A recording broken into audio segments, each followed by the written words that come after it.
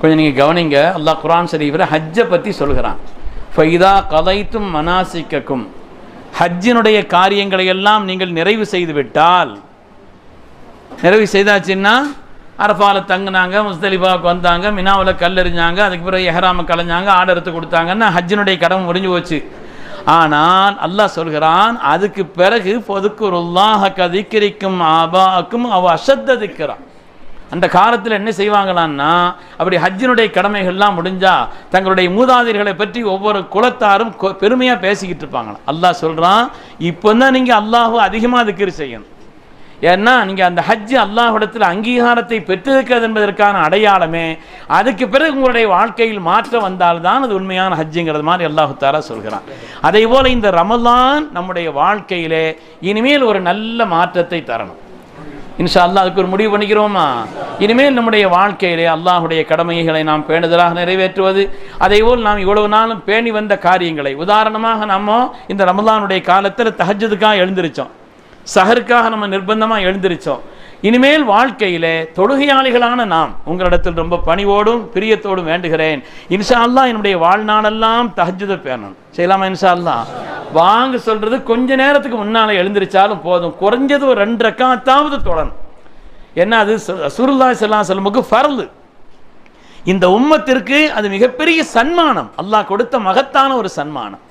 அதனுடைய உயர்வுகள் கொஞ்சம் நஞ்சமல்ல. இப்போ அதை பற்றி முழுமையாக பேசக்கூடிய நேரமும் இல்லை. அதனால நாம் எதை இந்த ரமலானில் நல்ல காரியங்களை செய்து வந்தோமோ அதை இன்ஷா அல்லாஹ் நம்ம தொடராக அதனுடைய காரியங்களை பேணுவது தான் இந்த ரமலான் ரப்பிடத்தில் நமக்கு அங்கீகாரத்தை தந்திருக்கிறது என்பதற்கான அடையாளம். அல்லாஹ் குர்ஆனிலே சொல்கிறான், வலா தக்கூனு, நீங்கள் இப்படி ஆகிவிடக்கூடாது, கல்லதி நகலத் கஸ்லஹா மின் பஅதி குவத்தின் அன்காசா.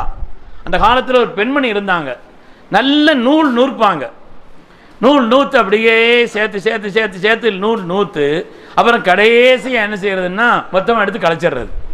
காலையிலேருந்து சாயங்காலம் வரை கஷ்டப்பட்டு அப்படியே நூற்று அது ஒரு கண்டாக அல்லது ஒரு முறையான ஒரு அமைப்பாக வரும் பொழுது அந்த நூலை கலைச்சி விட்டுறது.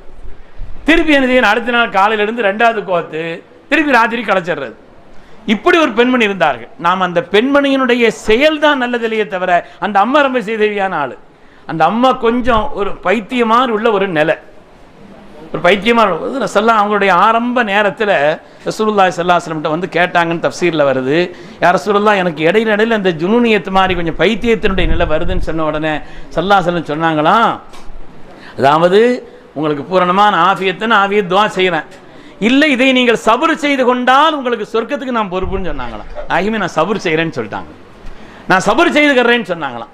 யார் பைத்தியமான ஒரு நிலையில் ஒரு காரியத்தை செய்கிறார்களோ அவங்களுடைய காரியங்களுக்கெல்லாம் எந்த கேள்வி கணக்கும் கிடையாது.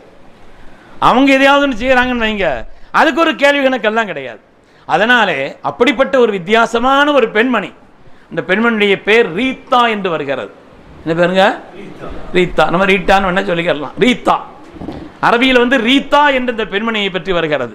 அதாவது மக்காவை சார்ந்தவர்கள், குறைஷி குலத்தை சார்ந்தவர்கள். இந்த அம்மா குறைஷி குலத்தை சார்ந்தவர்களாக இருந்தார்கள். ஏன் அப்படி நூலை கோத்துட்டு ஆரம்பத்திலே அப்படி எடுத்து கலைச்சி விட்டுறாங்கன்னா, இவங்களுக்கு வஸ்வசா இருந்துச்சான், மன ஒரு ஊசலாட்டம், ஒரு காரியத்தில் முழுமையான ஒரு திருப்தி இல்லாத ஒரு நிலை இருந்துச்சு. அதனால அப்படி செய்தாங்க. அல்லாஹ் இது எதுக்கு சொல்றான்னு சொன்னா, அந்த அம்மா கொஞ்சம் ஒரு பைத்தியத்தினுடைய நிலையில் இருக்குது, இப்படி எல்லாம் செய்துச்சு, நீங்க நல்ல புத்திசாலிகள் அல்லவா, நீங்க அப்படி இருக்கலாமா நல்லா கேட்குறான். அதனால நீங்க எல்லாத்தையும் சரியா 1 மாத காலம் நோன்பு நோற்று ரப்பை வணங்கி அந்த எல்லா காரியத்தையும் செய்துட்டு கடைசியில அது சொல்லித்தந்த அந்த பாடத்திற்கு மாற்றமாக நம்முடைய வாழ்நாளை ஆக்கி கொண்டால் அது என்ன பொருத்தம்? அந்த அம்மா ஒரு பைத்தியத்தினுடைய ஒரு நிலை இருக்கிற காரணத்தினால் அப்படி செய்தாங்கன்னா நாம் அப்படி ஆகக்கூடாது என்பதைத்தான் நமக்கு அல்லாஹ் தஆலா இதிலே சொல்லித் தருகிறான். அருமையானவர்களே, ஒலா தக்கூனு, நீங்கள் இப்படி ஆகிவிட வேண்டாம். அந்த அம்மா அந்த இதை முறிச்ச மாதிரி நீங்கள் வாழ்க்கையில் வஸ்வசா கூடாது, தேவையில்லாத மன ஊசலாட்டங்கள் கூடாது, சத்தியத்துங்களை முறிக்கக்கூடாது, ஒப்பந்தங்களை முறிக்கக்கூடாது, வாக்குறுதிகளை மீறக்கூடாது. எல்லாவற்றையும் விட மேலாக இஸ்திகாமத், ஒரு காரியத்தில் நிலைத்த ஒரு தன்மை, ஒரு காரியத்தை செய்கிறோம்னு சொன்னால் நியமமாக அந்த நல்ல காரியத்தை செய்துவிடக்கூடிய ஒரு பழக்கம் இருக்க வேண்டும் என்பதற்குத்தான் அல்லாஹு தாலா இந்த ஒரு நிலை போல் ஆக வேண்டாம். சிறந்த புத்திசாலிகளான நீங்கள் ஒரு ரமலான் நமக்கு உண்டாக்கி தந்த இந்த பயிற்சியை கொண்டு அதற்கு பிறகு நல்ல மாற்றங்களை நம்முடைய வாழ்க்கையில் உண்டாக்க வேண்டும் என்று அல்லாஹு தாலா சொல்லித் தருகிறான். அல்லாஹு தாலா இந்த காரியங்கள் அனைத்தையும் கபூல் செய்தருள்வான்.